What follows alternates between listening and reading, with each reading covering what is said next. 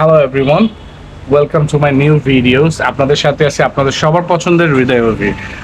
যেটা আমি আগের ভিডিওতে বলছিলাম যে আমি বাংলাদেশে আসছি, আমি আছি এখন বাড়িধারা বাসাতে।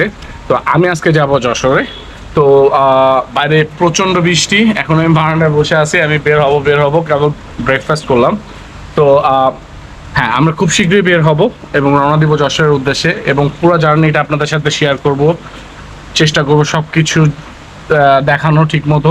আমার সাথে যাচ্ছে অনিক আছে, ছোট ভাই মিথুন আছে, ছোট ভাই মিলন আছে। তো চলেন শুরু করা যাক। কেমন লাগলো অবশ্যই জানাবেন, আশা করি সবার ভালো লাগবে।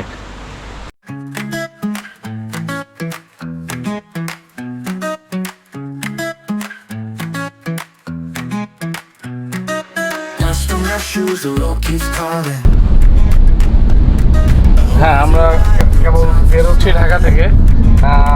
বাইরে বৃষ্টি হচ্ছে অনেক, আর আমরা সাম্পানে দাঁড়াবো, আমাদের ব্রেক নিব।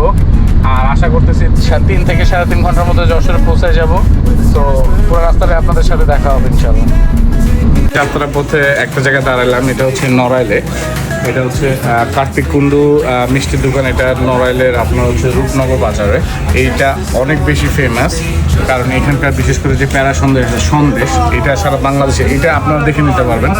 আমি আসছি এখানে, আজকে আপনি দেখতে পাচ্ছেন অনেক পুরনো একটা দোকান, আর এদের সন্দেশটা মানে কিছু বলার নেই। তো যাত্রা বিরতিতে এখানে দাঁড়ায় সন্দেশ না খেয়ে গেলে পুরো ট্রিপটাই মাটি।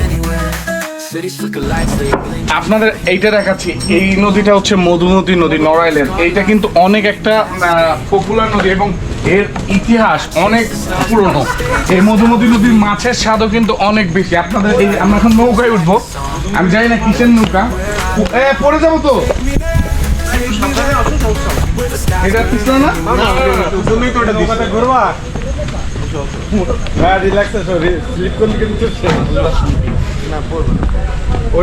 তুমি সাঁতার পারো?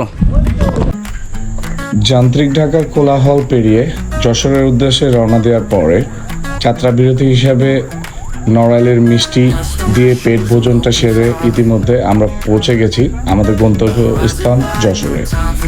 আসলে পুরো দিনটায় যা কিছু সামনে এসেছে সব কিছুই আপনাদের দেখানোর চেষ্টা করেছি। যদি আপনাদের ভালো লাগে অবশ্যই লাইক এবং কমেন্ট করে পাশে থাকবেন এবং অবশ্যই ফলো করবেন। আজকের মতো চলি, আল্লাহ হাফেজ।